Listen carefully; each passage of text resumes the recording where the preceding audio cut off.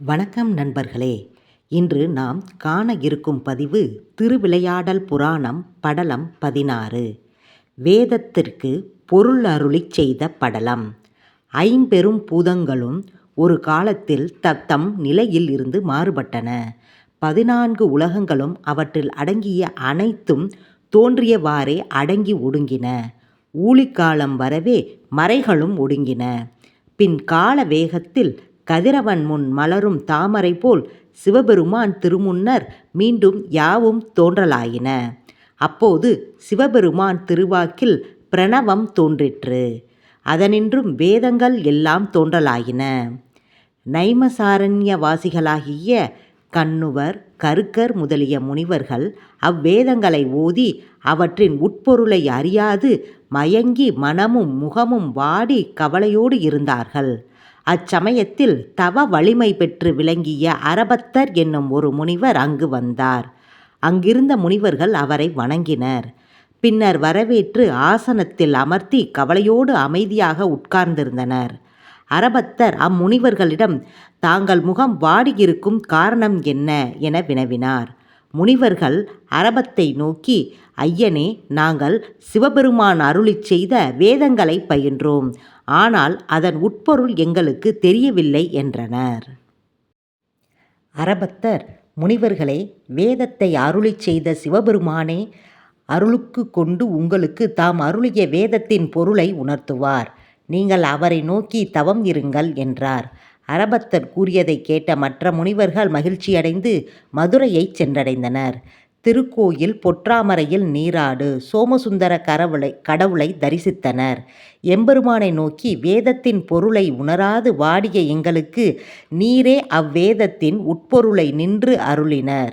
இந்த வேதங்களுக்கு உம்மையன்றி வேறு பொருள் யாது என்று கூறி வணங்கிவிட்டு பின்னர் கல்லாலான மரநிழலில் எழுந்தருளியுள்ள தட்சணாமூர்த்தி சன்னதியை அடைந்தார்கள்.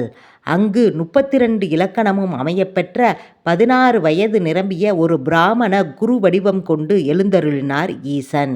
முனிவர்களை நோக்கி, குற்றமற்ற தவமுடையீர், நீங்கள் விரும்புவது யாது என்றார்.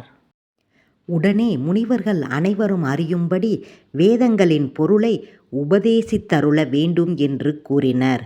சிவலிங்க பெருமான் அவர்களுக்கு வேதங்களின் பொருளை அருளிச் செய்வாரானார். முனிவர்களே, கேளுங்கள். வேதங்களின் பொருள்களை அனைத்தும் இரகசியமாகும். அவ்வேத பொருளை அறிதலே இம்மை இன்பப் பயனுக்கும் பாசபந்தத்தை போக்கும் வீடு பேற்றின் பயனுக்கும் கருவியாகும். சிவபெருமானின் சக்தியால் 4 வேதங்கள் தோற்றுவிக்கப்பட்டு பின்னர் அவை அளவற்று விரிந்தது. சிவபெருமானின் ஈசனான முகத்திலே சிவகமங்கல 28ம் கிழக்கு முகமாகிய தட்புருட முகத்தினின்று 21 சாகைகளோடு ரிக்வேதமும், தெற்கு முகமாகிய அகோர முகத்தினின்று 100 சாகைகளோடு யசுர்வேதமும், வடக்கு முகமாகிய வாமதேவ முகத்தினின்று 1000 சாகைகளோடு சாம வேதமும், மேற்கு முகமாகிய சத்தியோசத முகத்தினின்று 9 சாகைகளோடு அதர்வண வேதமும் தோன்றியது. வேதங்கள் 4 வகை.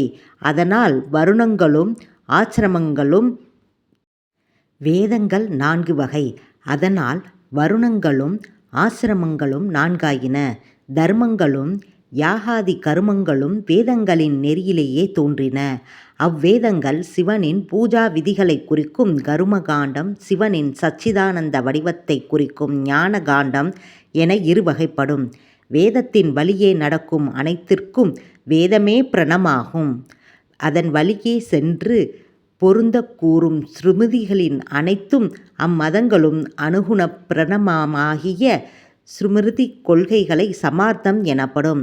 சமார்த்தத்தை தழுவிய வேத நெறிகள் வைதிகம் எனப்படும். அவற்றும் மிக மேன்மையாக கூறப்படுவது சுத்த சன்மார்க்கமாகிய வைதிக சைவம் என்பதை உறுதியுடன் பற்றிடுக என்றார். பாகத்திற்கும் வீட்டிற்கும் காரணமாக விளங்கும் சிவமாகிய மறைகளின் உட்பொருளை உங்கள் அறியாமை நீங்கும் வண்ணம் உரைத்தோம். நாம் கூறிய இப்பொருளை காட்டிலும் மேலான பொருள் வேறில்லை. இப்பொருள்கள் அனைத்தும் உங்களுக்கு மயக்கம் தீர அமைவதாக என்று அருளி மறைந்தார். கண்ணுவர் முதலான முனிவர்கள் மயக்கம் தெளிந்து மகிழ்ச்சி வெள்ளத்தில் மூழ்கினர்.